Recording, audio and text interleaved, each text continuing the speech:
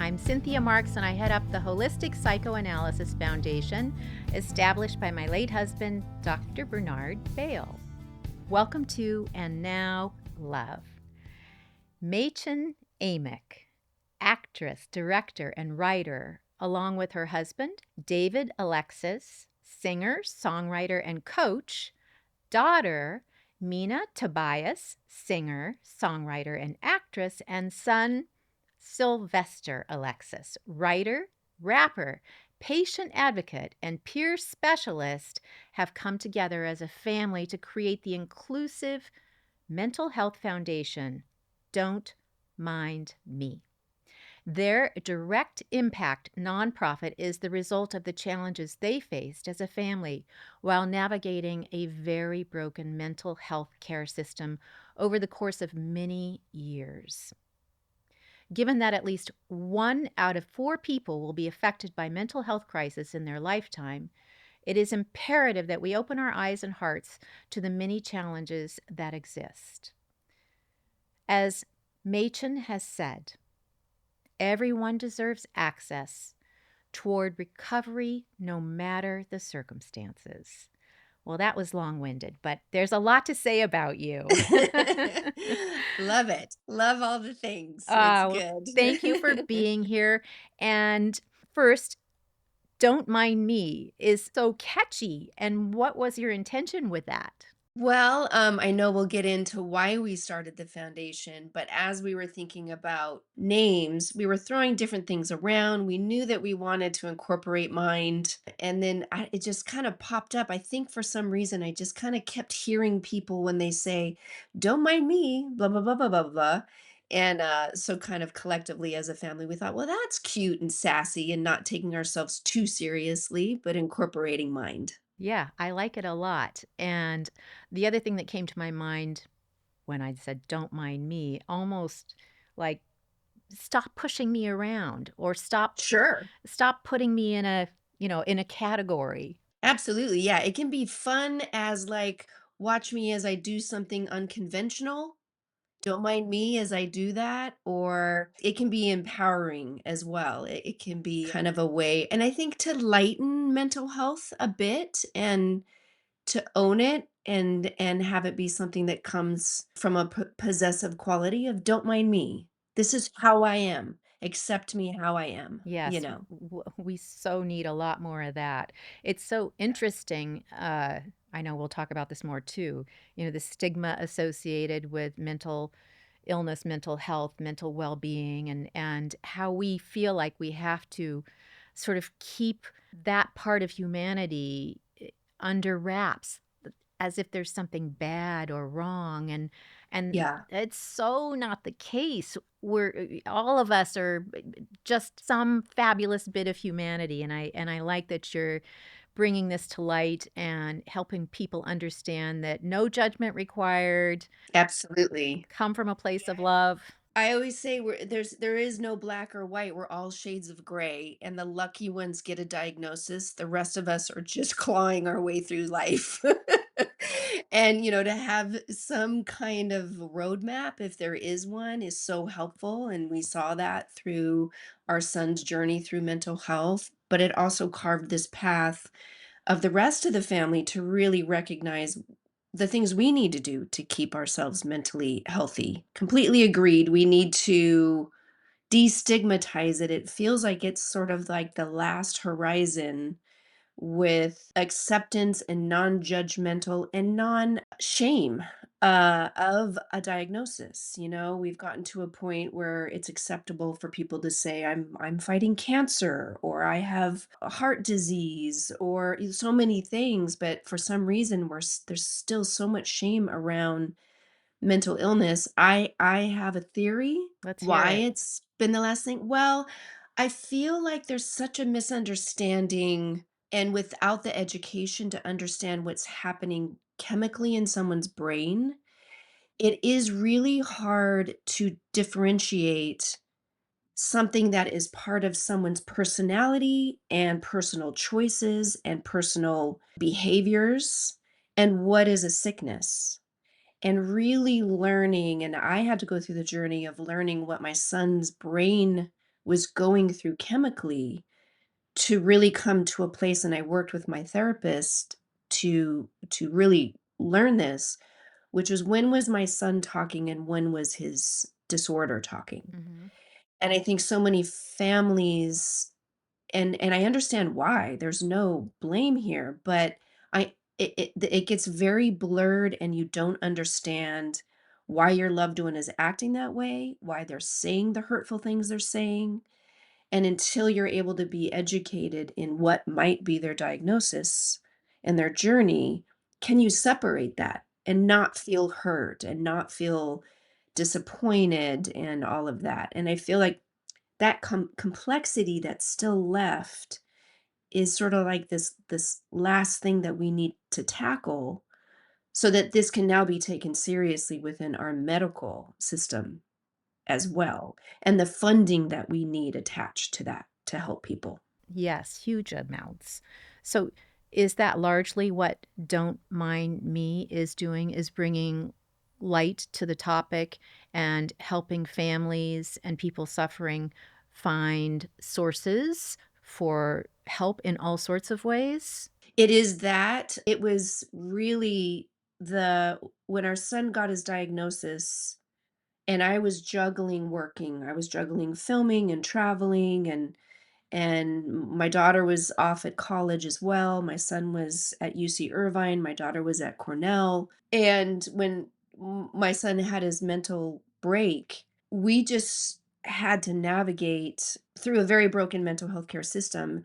And some people very wisely have said since then, it's not broken, it's acting the exact way that it was meant to be used. And So it's just been dysfunctional since the beginning? it's just yeah. Yeah, it has. So we had to navigate through something we didn't know how to navigate through.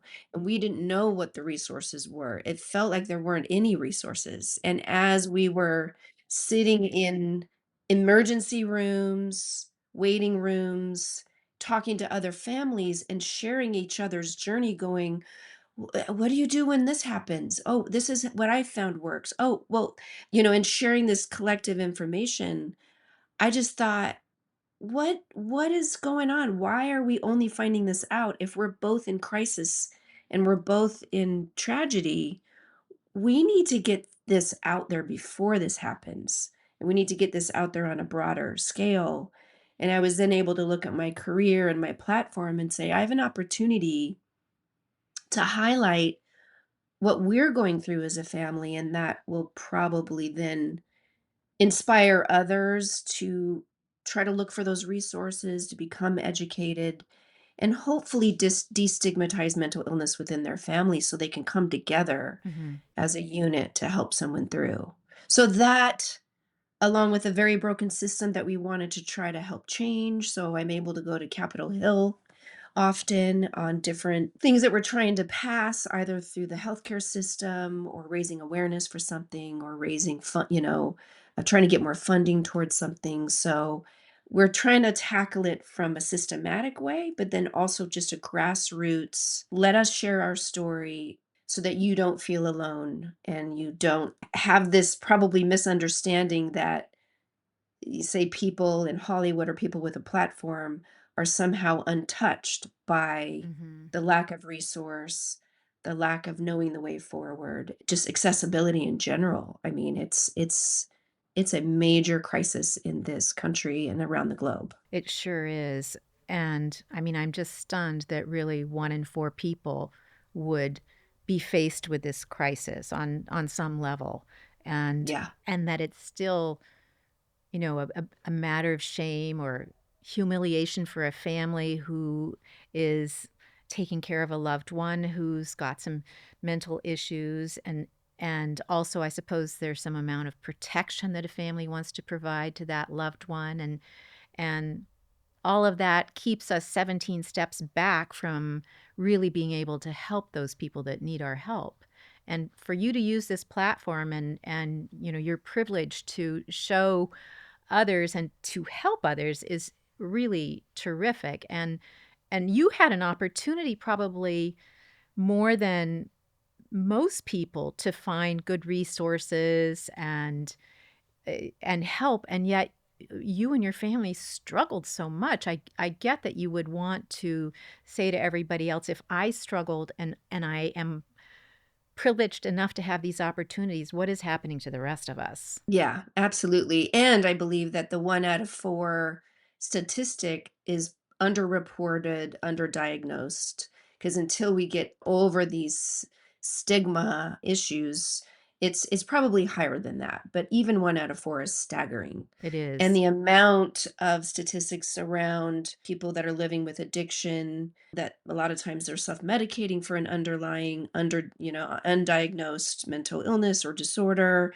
Same with the unhoused population, how many people living with a mental illness that's being untreated or unrecognized. So it's staggering. But yes, to your point, we were a family that, very progressive thinking, always searching to learn and support one another. And you'd think that we would have every access to any resources out there. And to see that the resources just aren't there, period, is just so frustrating, which is why once we decided to jump into opening the foundation, it was cathartic for me because I would be living in a lot of anger and frustration if I wasn't trying to do something every day to just at least try to help one person navigate this Yes. and try to direct them to resources. So our foundation has a resource page. We put vetted organizations on there, and they have lots of different categories for things that you might be looking for. We also feel like the financial part of it and the insurance coverage part of it is so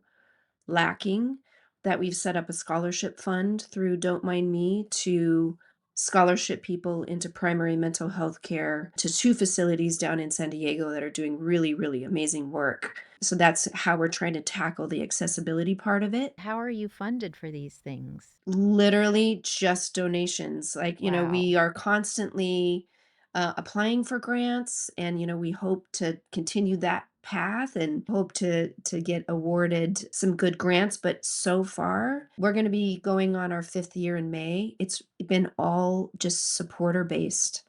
So it doesn't matter how little the donations are or how big, like it really helps us keep the doors open and have direct impact, to people to help them. Well, that speaks highly.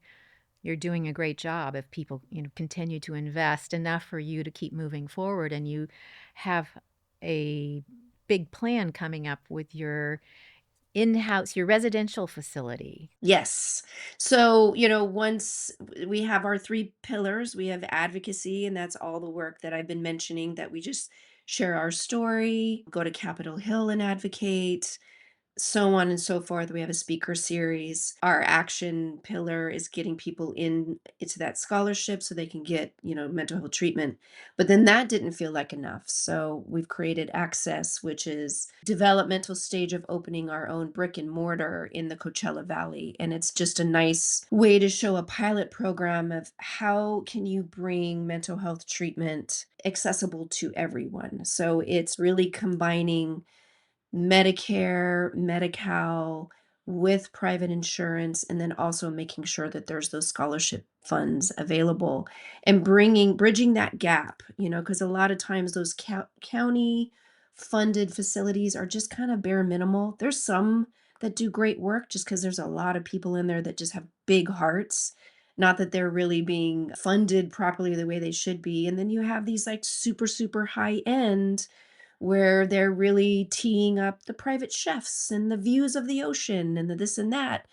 And the quotes that we were getting, that we were trying to find our son help in the very beginning stages. I have Screen Actors Guild insurance, which was considered to be one of the better policies out there that was being offered.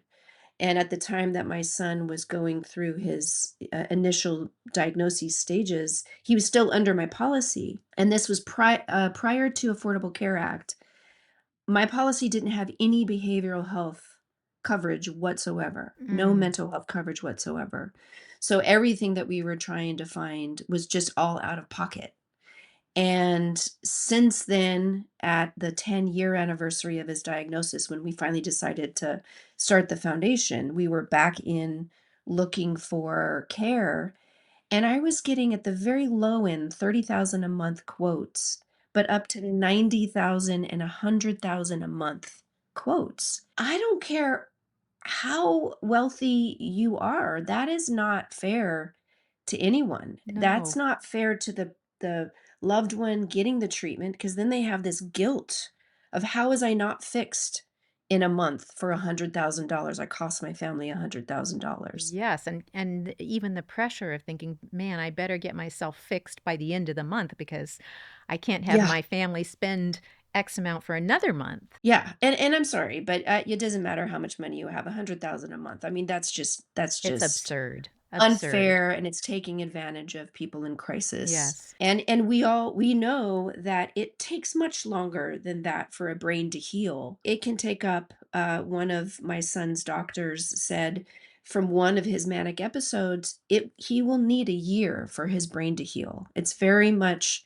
equivalent to a heart attack, but it's a brain attack. I don't think most of us know that at all. At Yeah. all. Yeah.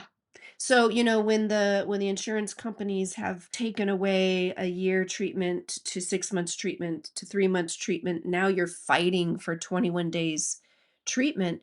The brain it's not even beginning to balance or stabilize. So it creates these treatment centers to have to just hustle and fight for coverage, even if they have all the right intentions to help their clients. So we want to be a part of that change, and Mhm.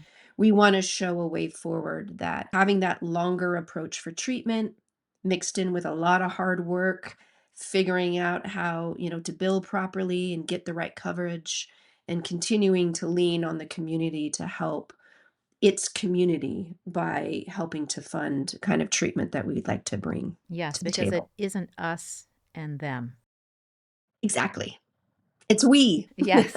So, your brick and mortar will do what exactly-ish? Yes. So what we feels very important, first of all, we really have to create the narrative around preventative. So, really getting the education out, and families educated on what instability might look like, what are the resources available to head it off before you get to crisis. But when you do get to crisis, there are levels. So, you have to be severely, severely sick in order to qualify to go in to the emergency room or into a psychiatric hospital. And that really, a lot of times, that's going in on in California, a 5150, which means you're going in against your will because you're gravely disabled, danger to yourself or others. That is very, very hard to qualify for, which I understand is sort of a pendulum from a time period that treatment was taking advantage of people and maybe keeping them in too long. So I understand that there needed to be an adjustment, but it feels like the adjustment has really swung so far. It's very hard to get your loved one in somewhere safe if they're in true crisis. But just under that acute level, there's a really big gap where you're too acute to go into a residential level treatment, and acute enough to be in the psychiatric hospital.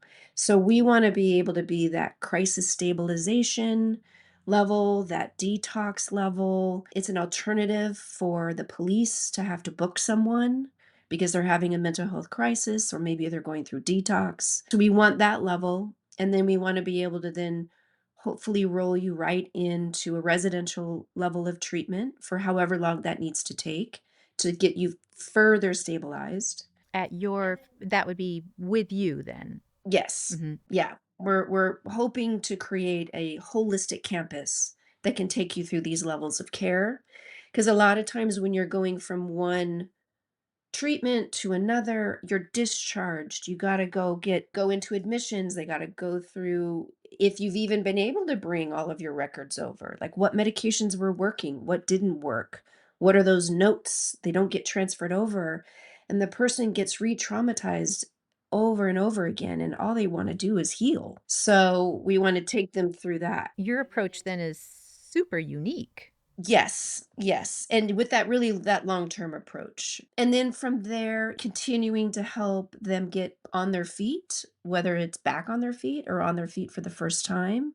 but continue to support them, taking them through the next few months of, okay, let's help you figure out how to get your social security card, how to get a job, vocational skills on campus, learning about nutrition education and the inflammation that's affecting your mental health and so on and so forth. So really creating that really long approach that will hopefully get you through, this long-term healing and then create that community that will be a lasting community. So we're going for the big enchilada. We feel it's really super important. If we have to start small in the concept and grow it from there, so be it. But we've also identified a campus that could house a lot of people at the same time. It kind of just depends on how the funding goes. I see. And I like what you're saying is it's sort of a lifelong engagement. So if an individual comes to your residential program for help, they'll continue to have access to care after they've found their way. Yes, that's huge and it's big. And having a big outreach component to it as well, and those services that if someone isn't able to get themselves into at the brick and mortar is having those mobile units that can bring care to people.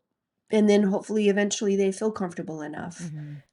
and if it fits, maybe it won't fit. Maybe people need those services coming to them for a while. So would a lot of this knowing about the availability of what you're offering come from a family who's seeking help for their loved one who's suffering from mental health issues? Because the person suffering from mental health issues may not be equipped at the moment that he or she needs it to understand that you can offer the help. So there's got to be a lot of loving support before someone can get to you. Is that right? It's true. It's absolutely true. And that's, I think, the hardest thing. And I think for the individual themselves, and it's also for the ones around them. I always bring up a scenario that if you're walking by someone on the street and they grab their heart and they collapse on the street, what usually is the reaction of the people around? Mhm. Going to their aid, calling 911, staying with them until they get help. Yes. But if someone's on the street talking to themselves, everybody goes, "Whoa," Yes. right? The fear and the just not being educated, they're having the same thing, but for their brain. Now, of course, you have to be careful if someone has an outburst and maybe acting violent, you gotta, of course, be careful, but we really need to show that same courtesy and communal love for someone that's struggling, and calling that in and letting people know it seems like this person might be, in a mental health crisis. Now, we also need to have the system in place to help that person. That's a whole nother conversation.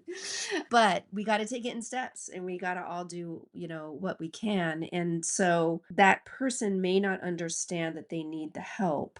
So it's really educating the village. It's educating the family and the support system and the neighbors and whatever that looks like. And there will be moments within, it depends on the diagnosis, but like for my son, when he's in mania and psychosis, he's got waves throughout the day. And so he'll have these waves where he has very delusional thinking. He thinks he's in an experiment. He doesn't think I'm his mom. He thinks he's being trapped and monitored. But we've been able to learn because we just stay by his side no matter what. If he's walking through the streets at night, I'm walking right beside him. My husband's following in a car right behind us. You're gonna And make me cry. I know There's it so does much me too. love. There's so much love there. Yeah, but we're waiting for that moment, and there will be moments where he will swing down and he'll be lucid. And there'll be that moment where he knows he needs help. And that's when you just got to be ready and swoop him in to whatever's available to you. So that's how we as a family have to navigate that. And I would suggest that for other families is to just learn as much as you can of what that diagnosis might be and what those characteristics might be and how you can navigate those waves. And don't give up. Don't give up. Don't write off your loved one and think, "Oh, they don't want help or they just refuse it or they no, their mind is just sick at the moment and unstable and not thinking straight. But they're in there and they want help. Well, I think an awful lot of us can't imagine that what we're seeing in our loved one is actually a sickness, or I don't even know what we'd call it. That there's just they're just a bad person, and they're not. There's no such thing. And, Yeah, eventually heartbroken, we shove them out of our families, and yeah, many of us then see those people on the street, yeah. and then they have no family supporting them. Do you mind if I ask you a few questions about your own personal experience? Yeah, of course. Thank you. So I know your son, Sylvester, didn't have his first noticeable episode until he was in college, yes? Yes, that's correct. So up until then, you were a family that didn't need to have curiosity about such issues. Right. And then there was an event that occurred that led to a manic episode. Yes, yeah. So Sylvester went off to UC Irvine. He was on a D1 track scholarship. No signs of any troubles before then. Just a bright, sweet, intelligent boy becoming a young man, and just was walking home from a party one night and a body falls from the sky. A young man had either fallen or jumped from a building and landed right in front of him. Oh my gosh. And he went to that young man's aid, kept him alive for the until the first responders could get there.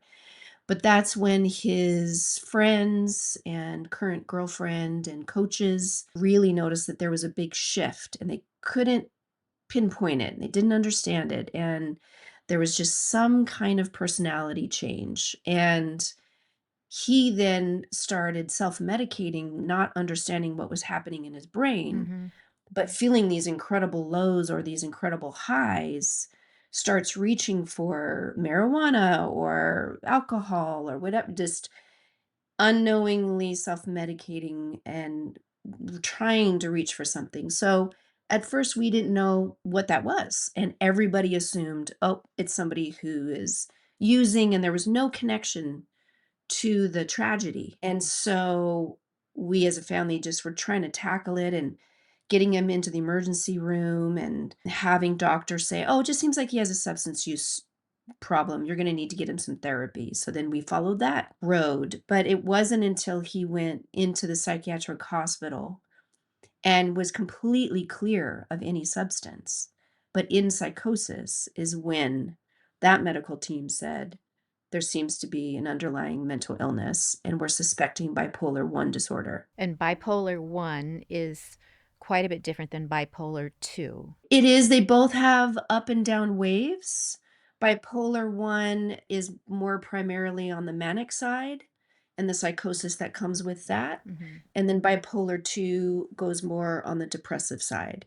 But there can be a form of psychosis in there as well with suicidal ideation, etc. But it's a bipolar 1 is usually a bit more intense at times. And so when you learned that this was what was going on, was it then still very difficult to find help? Yes, this was back in 2011, and I would say he probably finally got a proper diagnosis sometime in 2012. He was still struggling. He tried to go back to college. This was before like an official diagnosis of bipolar.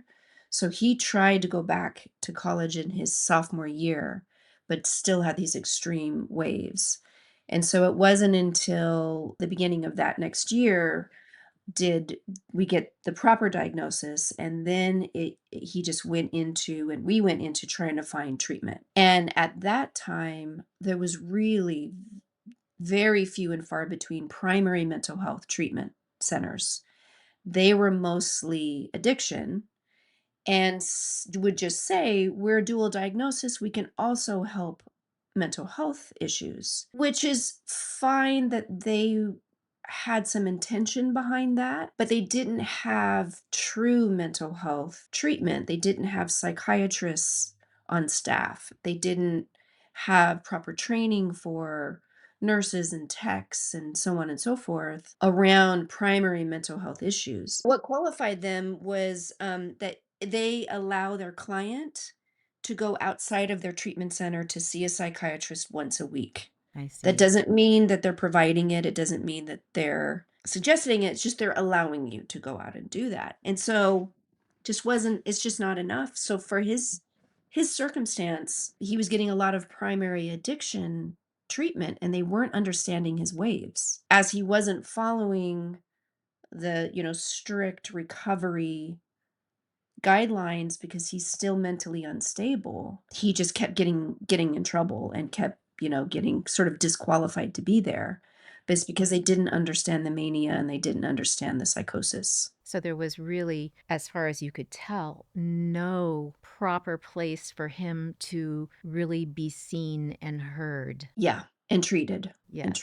properly. Yeah, and we were in the Los Angeles area at the time, and we would have to have an entire probably dinner over how many treatment centers that he went in and out of, it was, and that right there, it goes to show you he's someone that, which I believe everyone wants help, but he was someone that was very open to and really wanted help and just kept getting disappointed. The system was failing him. And this was someone very active and wanting to recover with a supportive family that wanted to surround him with support.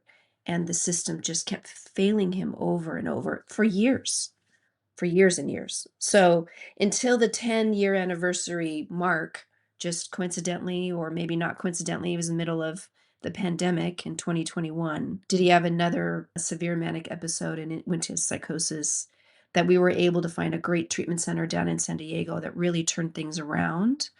And that's who we're bringing on to our team to help us open a place doing the same kind of treatment in Coachella Valley. That's great. And what was it that they were doing that the other facilities weren't able to do? They had psychiatry on staff. They had track systems, so they grouped people together depending on their disorder.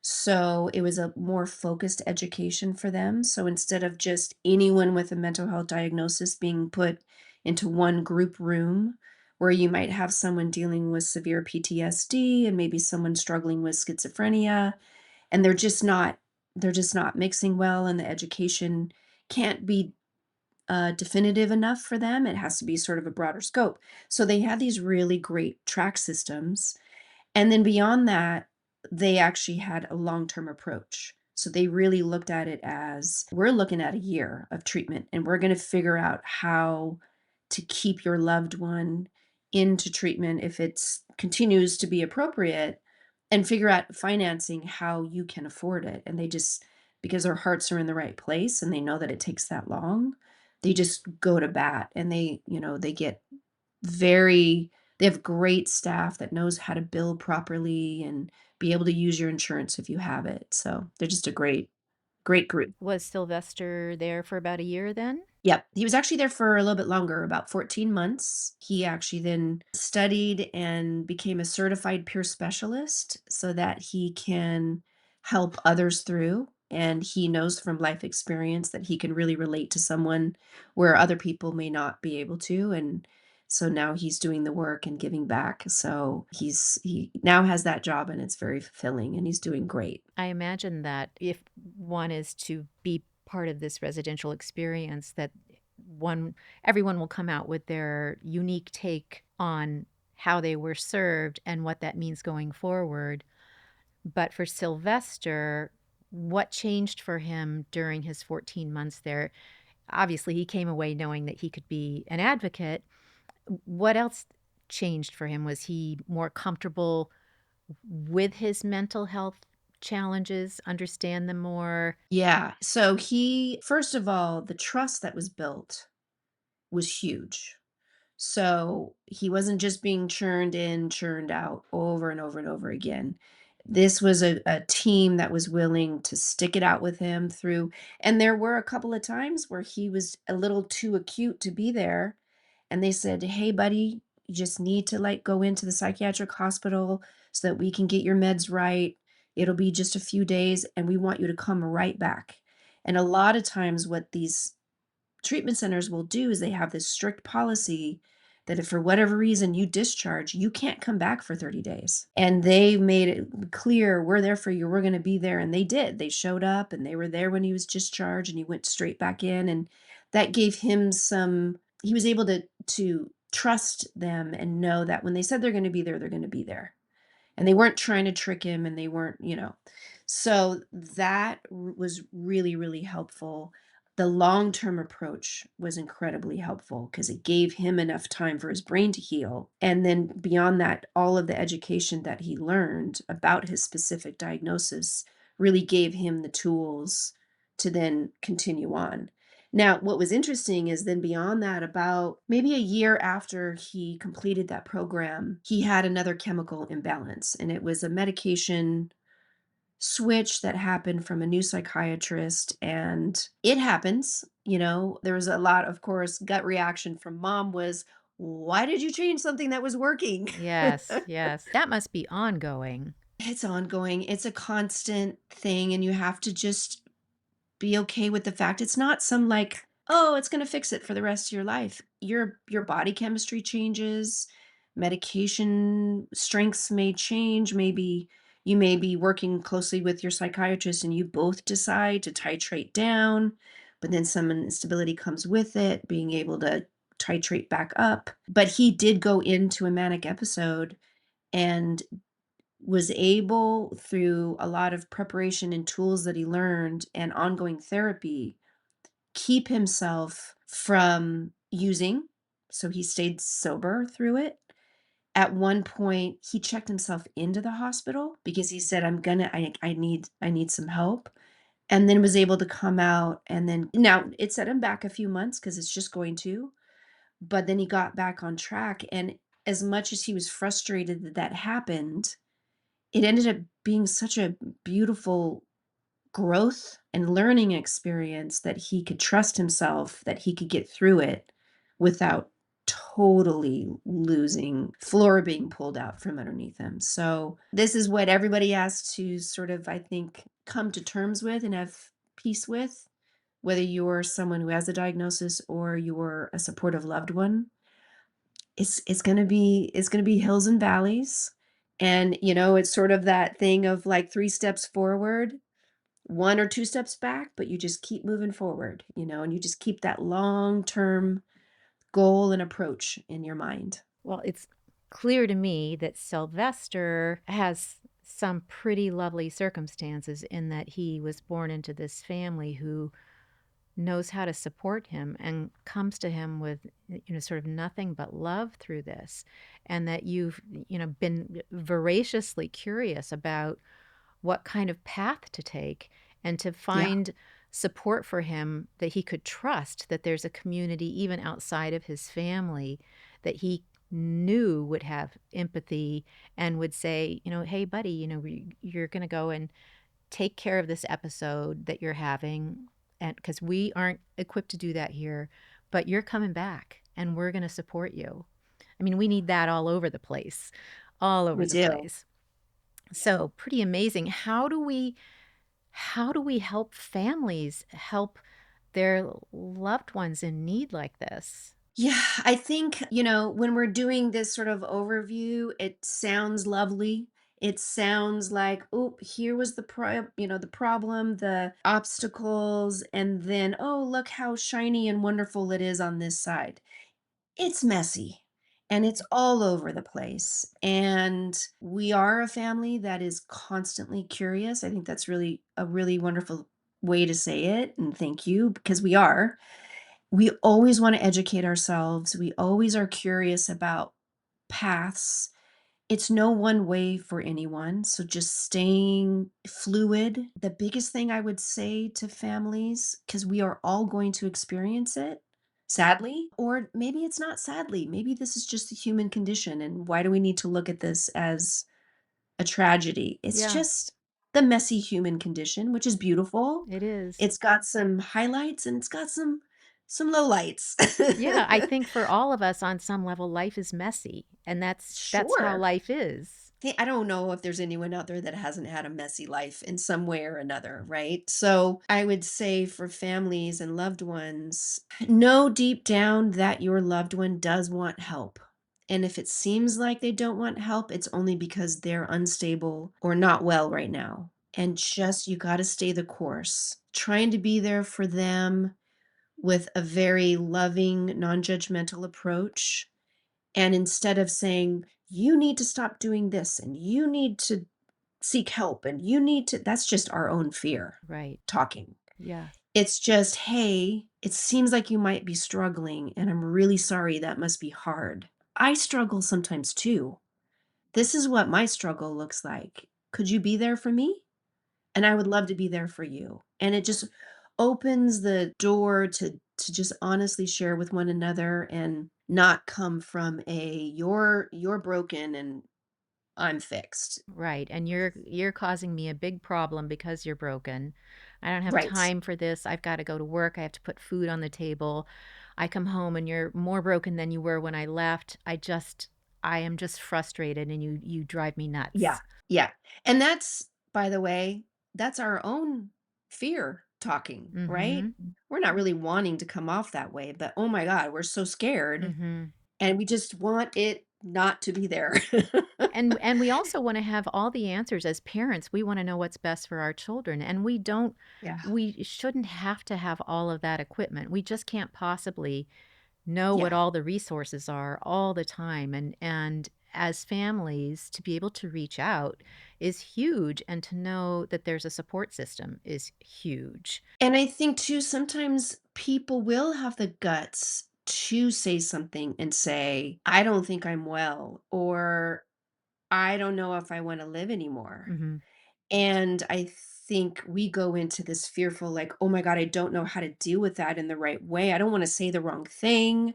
So a lot of times people will avoid it or play it down.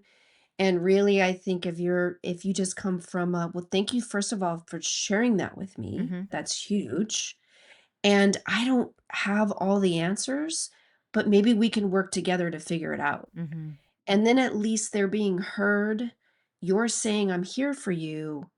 I don't know if I know how to fix it, but let's go try to figure this out together. That could be a way forward where hopefully we're just helping more people and creating more open dialogue that's non judgmental and non fear based. There's a lot of fear, I think, probably coming from both Both sides. ways. Yeah. Yeah. So between us, don't mind me, and now love, I think we share a common message, and that is love. And if we all can start from a place of love, giving it and receiving it, we can truly come to each other with empathy and discover that the ability we have to provide loving help is also deeply comforting. Not only are we giving help, but we're sort of propelling ourselves to understand the human relationship and how important it is to have compassion. And it's like this rock tumbling downhill that's gathering more and more moss. It just keeps going, and you become more and more empowered by being, a part of the human race, and knowing that it's not them and us. We're all here together. Yeah. I totally agree. And as much shame that my son has to battle and has to work through and feels like, "Oh my gosh, why was I the black sheep in the family and why did I cause so much grief and worry and this and that?" Really, I mean, I mean this wholeheartedly. The silver lining to this is it really taught us as a family of, first of all, how to come together, how to go through obstacles together and learn how to support one another. It brought me to my own therapy, which I don't know if I would have ever found my way. Mm. I went into therapy because I wanted to be the best mom that I could be for my son. And Yes, then as I of got course. into it, all of the stuff that I had packed away in this locked attic somewhere started coming out. And it made me a better person. And it made me more aware of how to take care of myself. And then also how to be more compassionate for my husband and my daughter and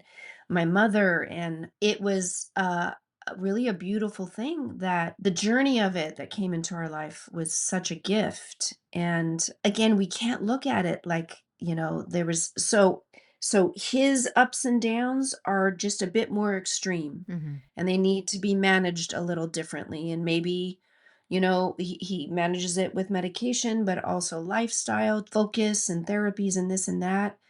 But we all have these ups and downs. And so just recognizing what is manageable, what isn't, what are some healthy ways to self-regulate. These are tools that everyone can use, and it was, I think, because of this diagnosis that it really brought it to the forefront of our family and has really opened up our compassion and empathy and love for others even more than I think it would have been. I imagine that's lovely that you found the gift in there, but for you to be able to, love your son so much and think, "Okay, this is a lot. I don't know how I can do this on my own," and to get help for yourself, which, as you say, only brought you to a more loving place is really fabulous, and that would be what our person, Dr. Bale, would say. We all have to figure out who we really are, minus all the Yeah, trauma that we've carried, minus all the things that we've supported that aren't really letting us be who we really are. And once we can do that, once we can uncover who we really are, then there's the love that we can share with the world. absolutely. Another great thing that my son always says is he says his diagnosis is his superpower. Oh my gosh.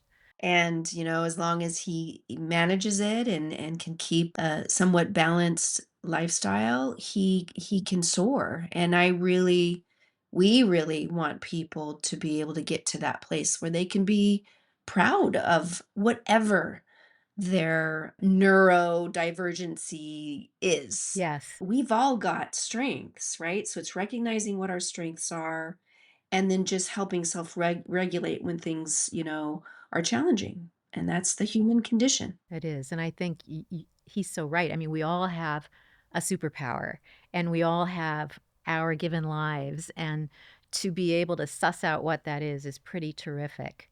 I have a question though for you regarding bipolar 1 and bipolar 2. Do we know what causes that? Well, so, from what I've learned, and obviously I'm not a professional, but from what I've learned, all mental illness is genetic. There's only one diagnosis that isn't genetic, and that is DID, dissociative identity disorder, which used to be called multiple personality disorder. And that comes on through repeated trauma in your first 8 years, which is fascinating. I ended up directing a film on that, so I learned a lot about it. But that it's a genetic marker that's in our families. So that's part of why I want to destigmatize mental illness as if like, ooh, our family has this curse and this black cloud.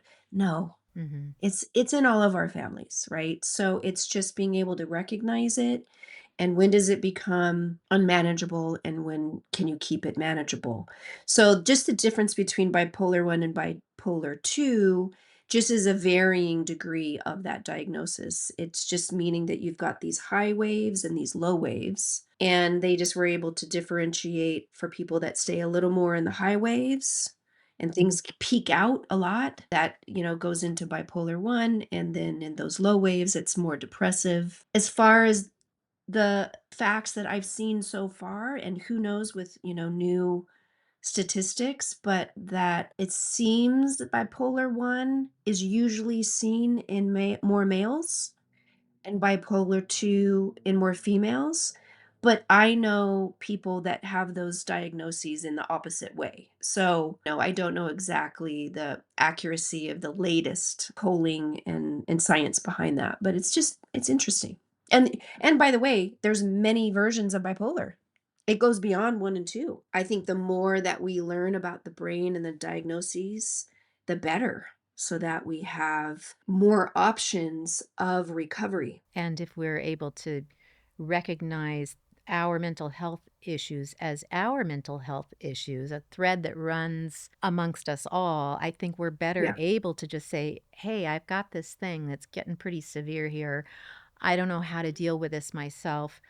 I see that I have these resources and I can go to them comfortably without feeling shame or feeling like I didn't do a good job or that there's something wrong with the person I love or I'm going to lose my child because I didn't take good care of them." If all of that can just go away and It we would can be come at nice. this, wouldn't it be nice? It's a Wouldn't that be big nice? dream, but you're working on it. I think for those affected by those challenges too, I think a lot of times they feel very alone. They think that they're so unique, right? And if they can find a way that they can talk to someone, and it's whoever they trust, doesn't necessarily have to be parents or siblings or, family even. It could be just a trusted friend. But if they're able to vocalize these challenges, they're going to be very surprised how many other people are also struggling, and that they're not so weird or different or alone, that it's very collective and it's very common, and finding others will really help you through. I think so. And man, that really applies to so many things that have happened to us that we feel like we should be ashamed of or we know we're going to be judged by. If you find that trusted person and you share that, you're bound to hear that they have a similar experience or their cousin whom they love to pieces had a similar experience and you're not Yeah. alone. And if we could just sort of get the gumption up to share some of what we hold so dear just because we're fearful of what that sharing will result in. I mean, we'd be surprised. It's like jump off that little cliff and just find Yeah. someone who can show you love. And just on the genetic part of it, and in our families, when my son was first going through his early stages of the diagnoses, doctors were asking, do you know if this is in your family, this and that? And my husband was adopted, so he didn't know a lot of his natural parents, so he didn't really have any knowledge of that. And I asked my mom because my dad has passed, so she was, who I could ask, and she was like, "No, I can't think of anything." And then just a few years later, I was helping her move, and we were going through all the different stuff, and she had these beautiful oil paintings, and she said, "Oh, well, those were painted by my Aunt Emily, and then those were painted by my Aunt Lorraine." And, Aunt Lorraine was, I think, a much more talented painter, but I just didn't know her. And I said, "Well, why didn't you know her?" And she said, "Oh, she lived her entire life in a mental institution." And I was like, "Mom, Mom! remember when I was asking if we had anything in our family?" And she was like, "Oh, gosh, I didn't even think of it." And it wasn't that she was embarrassed and hiding it. It just was, this is the way the family dealt with it, which was just, Put don't it talk about aside. it, sweep it Yeah. under the rug. This is too embarrassing for our family. Let's not acknowledge it, which just isn't needed, you know? No, but you're right. And It's there's in a lot of families, there's just no question about that. You don't even think, well, you know, why is Aunt Lorraine in this institute? What's happening with Yeah. her? And I wish I knew what Aunt Lorraine was in the institution with. I wish I knew her diagnoses. Yeah. And then my husband ended up, because he did like a ancestry.com, and he actually found a couple of sisters. My And goodness. one of them had been doing a lot of research trying to find their natural parents, and she had found a lot of like reporting on her and talking about a bipolar diagnosis, and that she was well meaning and loved her kids, but just wasn't able to take care of them at times. And so, again, here, both sides of the family, we never knew it was in there. But I think that's why we want to put it out there as a family, because we want to destigmatize it. It shouldn't be shameful. We shouldn't be hiding it. It's just part of navigating life. It is. It is. And if we open our eyes, we all will find situations where we can help someone who is in need in this way. And Yes. we should be as receptive to offering help, if not more so, than offering help to someone who's broken their leg and is laying on the side. I mean, of course they need Yes. help, but this Right. should not be stigmatized. Yes, exactly. If you're walking by somebody on the street, if there's anywhere that people can really look at that as, instead of this scary thing about the way that they're acting, really look at it as their brain is under attack right now, just like maybe a heart attack, just like a broken leg, just like so on and so forth, heart disease, fighting cancer. It's just another organ in our body. It needs to be taken very seriously. The only tricky thing, bringing us back to the beginning of our conversation, is it does manipulate the way that they act. So that's why you need to educate yourself so that you can differentiate what is the disease or illness and what is my loved one or friend or so on and so forth. So, Yes, and how am I equipped to help, and where should I stand back and let somebody else help? yeah. So how do we find you? How do we help you? Well, definitely go to don'tmindme.org. Stay up to date on all of the initiatives that we have. We're also on all of the socials. So we're at Don't Mind Me everywhere. And then, also just following me, I'm constantly sort of cross sharing. So I'm at Mädchen Amick. I also have the official Mädchen Amick website. My mental health work has bled into my Hollywood career, so I'm inspired by being a part of projects that are doing great things in the mental health space. I just directed an episode of the show Brilliant Minds on NBC, and then they wrangled me back to be in front of the camera on another episode of Brilliant Oh, Minds. that's so fabulous. Yeah, so it's great to have those two worlds colliding because that's where my heart is right now. Yeah. And what exposure you get Yes. Yeah. to help us all see what needs to be done. We also have a really fun gala and golf weekend that we do every year. And this year it's at the Frank Sinatra Twin Palms Estate in Palm Springs, Oh, February beautiful. 28th. It's going to be very swanky and fun. And then the following day, March 1st, is our golf tournament at Seven Lakes Country Club. And that you can find on our website as well. Oh, that's so terrific. Well, thank you. Thanks a million for being here. You're so, so busy, and we really appreciate it. And I hope we get to talk again because I'd really like to follow along as you build this brick and mortar. I would love that. I would really love that. Thank you so much for the conversation. Thank And you. yes, let's continue the love. There you go. Please follow, rate, and share our podcast and pass this episode along to someone who might need it. All of us need it. This is And Now Love. Please listen to your dreams and live from your heart.